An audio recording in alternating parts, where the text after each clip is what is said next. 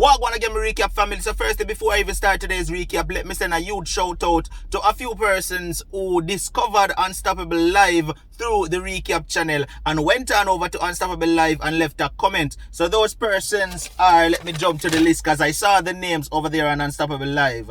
Alright, Shaquan Daly, big up yourself. Thank you so much for going over to Unstoppable Live. Terrian Wiley, thank you for going over to Unstoppable Live. And Wilfred Graham, thank you so much for going over to Unstoppable Live. Now, viewers, I just felt like I had to give them a shout out for actually discovering the platform on this channel and then proceeding over to Unstoppable Live, which is the live talk show channel. Alright, so if you want a shout out after you discover this channel, if you find it interesting and you want to hear the rest of the story, go on over to Unstoppable Live, but leave a comment in the comment section under the video so that I can see you and give you a shout out in the next recap. Alright, now with that out of the way, let's jump right into today's recap. I met this guy while I was in high school. I got pregnant for him at 15 years old, dropping out of high school, which was my last year. It was a rough time for me, even during that pregnancy, because at that time, my family, they disband me because it's like I let them down. So I was staying with him. He was young himself. He was like only 3 years older than I am. So he couldn't maintain me. He couldn't take care of me because he wasn't working either. God bless Aki tree that was in the yard because all he used to eat is Aki. And he had a friend that his father used to have a shop, and he's down by the friend. Him sometime get a pound of flour. The friend might hustle it out of the father shop and give him a pound of flour, and him him could cook it for me and him with the ackee. Me eat ackee tail. Me still love the ackee though. Me not clyde of it, but me eat ackee tail. From me see the ackee, me pregnant. Me start vomit and me not eat none yet. Me have two neighbor who was very nice to me. One give me piece of chicken back if I'm one dumpling at evening time, and the other one give me one piece of chicken back at one dumpling because him could not take care of me because we were both kids. Him never live with no parents. Him did live with his cousins and uncles. His father was living close by, but they didn't get along. But anyway, I got the baby and I had the baby. And after having the baby, my my mother reached out to me because she see that I needed the help because he couldn't help me. Anyway, my mother leave Jamaica and she came to America. After she came, when my child was about 7 years old, she filed for me and my child. And we were living together in like one room where we had to pay, I think it was about $150 a month for the rent. So when I was coming to America, I left him in the one room.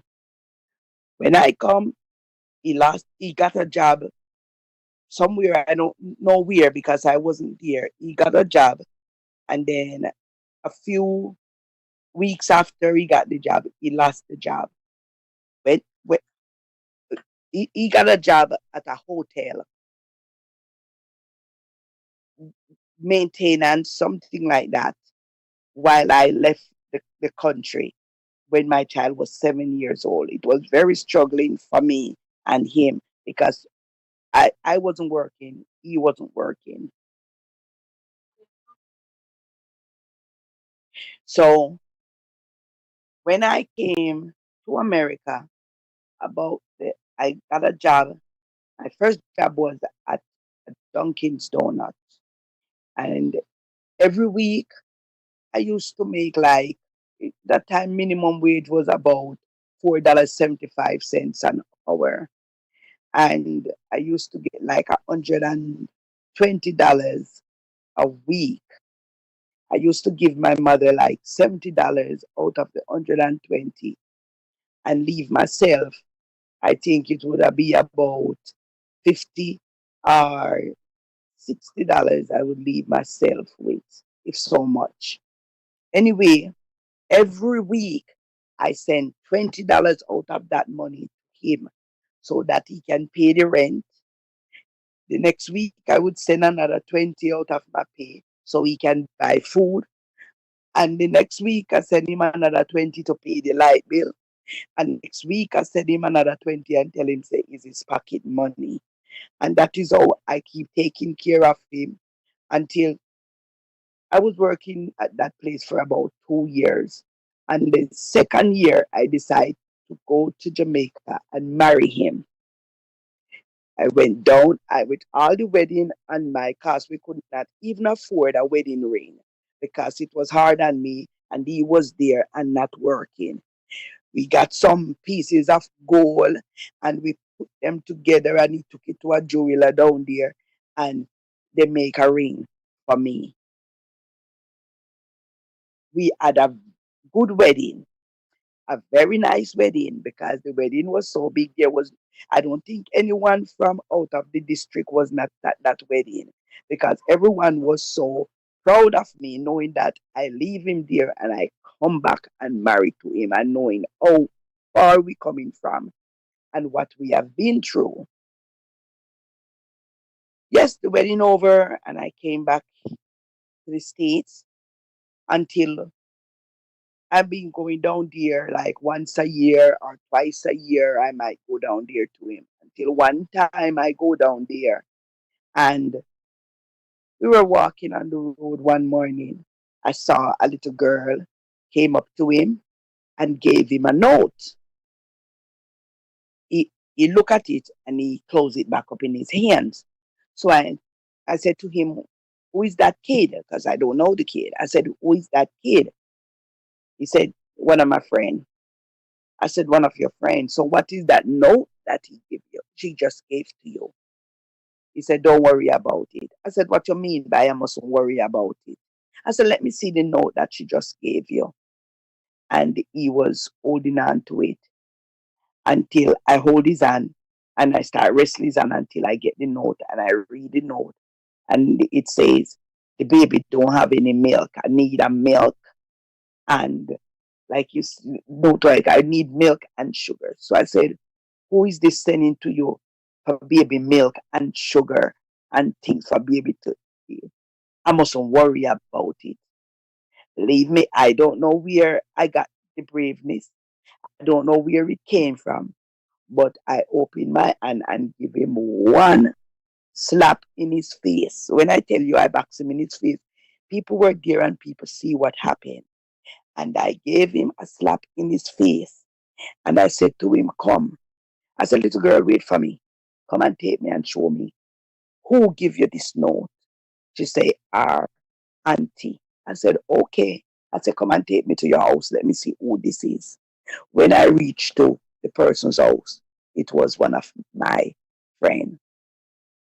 I said to her, "It's somebody that I talk to, but not friend to say a friend that I would go out with or even sit down. It's just someone that I know and I would say, 'Hi, how you doing?' and greet like that." That's the type of friendship, not somebody that I am close to. So anyway, when I said to her, I said, "What kind of note this you sending to my husband?"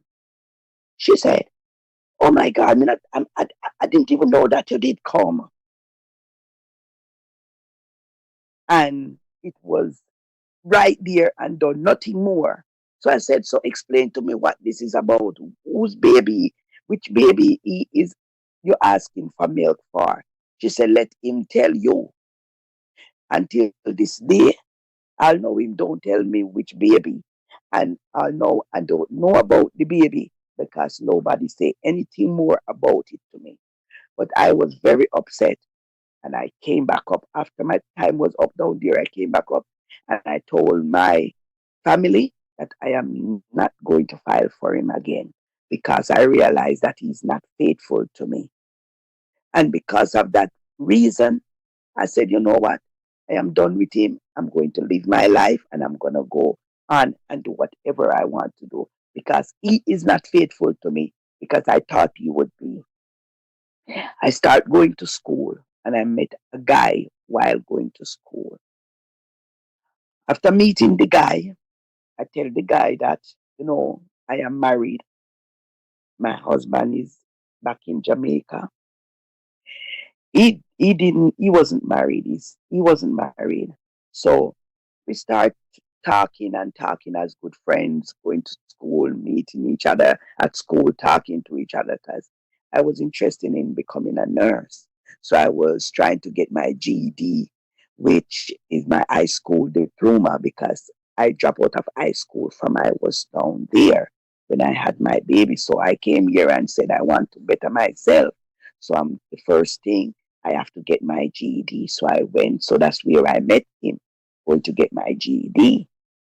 Anyway, we start talking as good friends for such long time till my mother start telling me, file for him, file for him. Don't worry, forgive him and file for him, even though he as a woman or whatever down there or whatever, file for him still.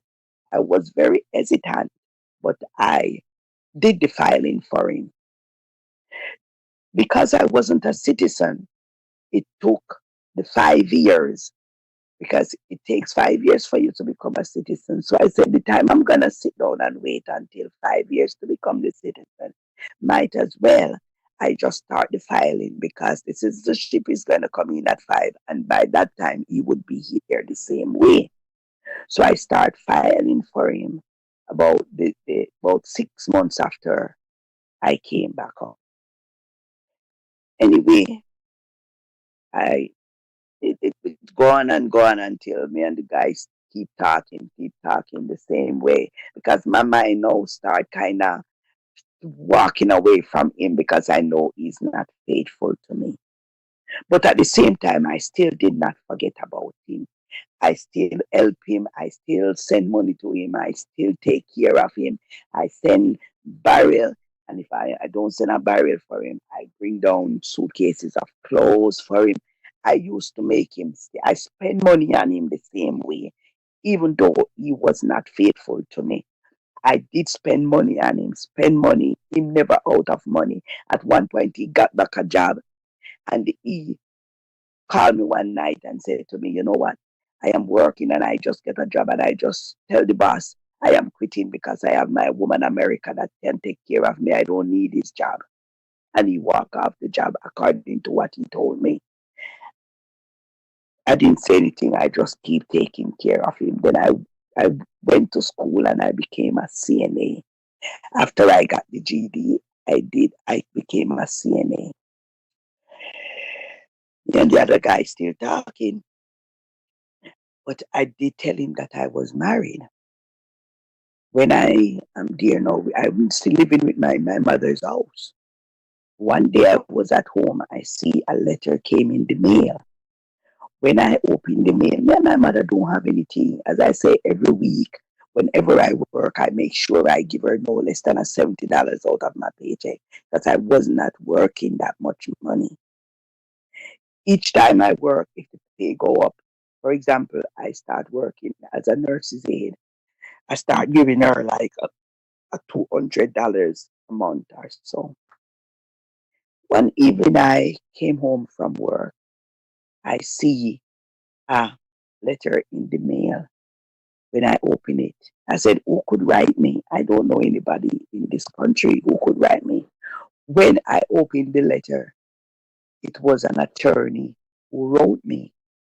Oh, as of from the second, as of from the 2nd of July, which we were in the month, like we were in May. As for the 2nd of July, you have to pay such and such person, which was my mother, $500 a month for rent or vacate the premises. I said, vacate the premises. I said, me and my mother don't have anything. She could at least tell me or talk it over to me. She don't say anything to me. It's not that we have a fuss or anything. She just go to an attorney and tell me to start pay her $500 a month. I didn't have it. So because I didn't have it, no, I was talking to this guy. I went to him and I tell him what the situation is. And he said to me, I can come and stay with him, no problem. So I leave my mother's house and I went down there and staying with him. I don't move out my clothes. I just go down there. You know how you'd go and stay, spend a night here, and my daughter was still at my mother's house though. But I would go down there and stay down there, go by my mother a certain time of the evening. I would leave and go down there just to avoid the confrontation with her. All that time, me and him getting closer and closer until he told me that he was going to Jamaica. When he told me he was going to Jamaica, I said, okay. I went with him and I to New York and we shopping and I help him to buy stuff, pack his suitcase and everything and set him down.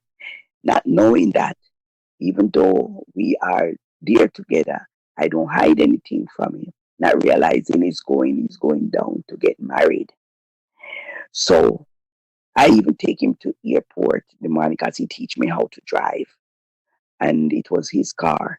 And I take him to airport and he went to Jamaica. He went there and he spent whatever time.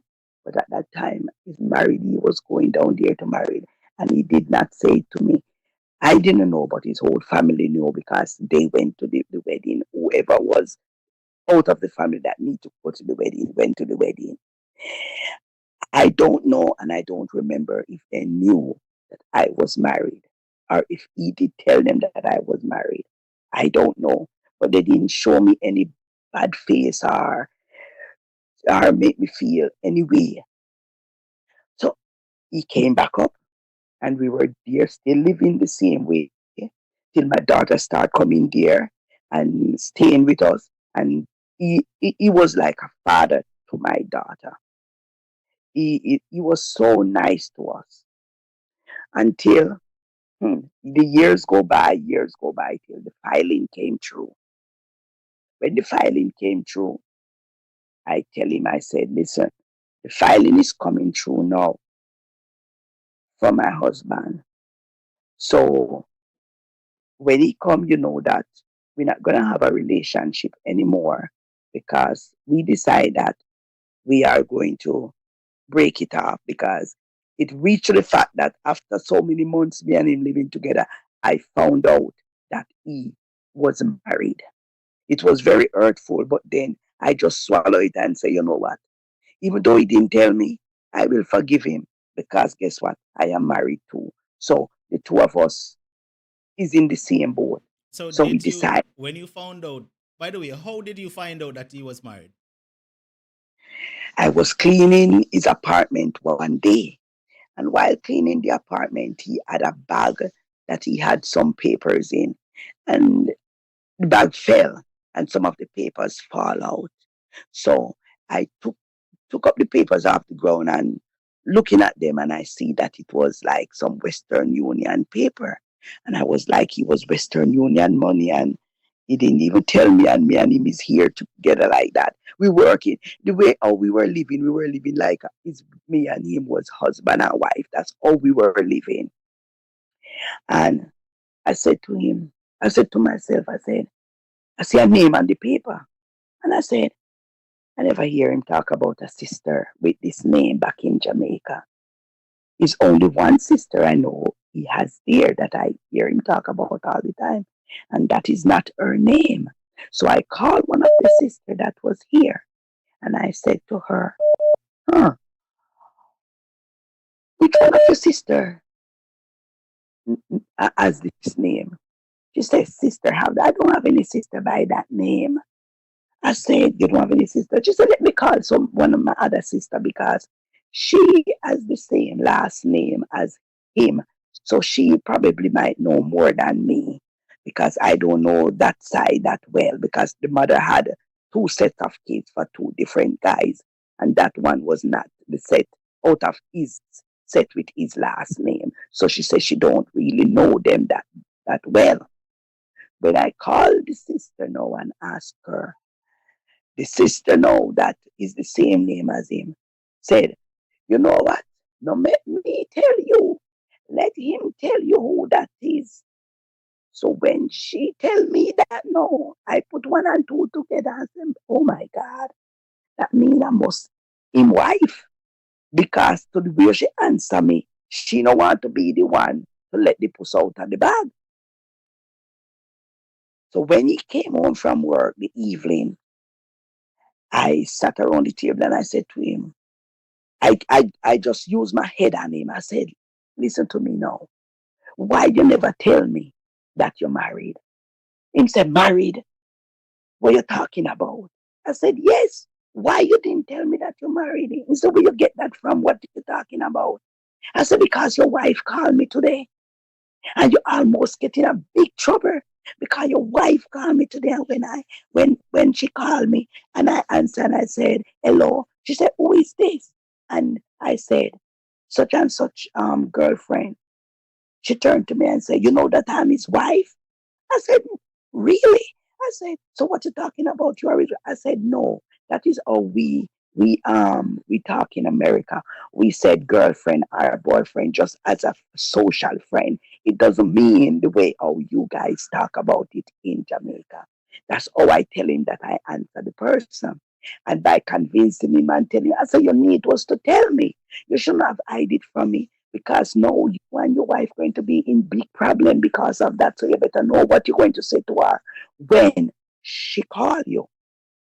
And by using my head on him and telling that, he confessed to me and say, oh my God, to be honest with you, I know, but I didn't want to lose you. I think if I did tell you that I went down and I got married, I would lose you.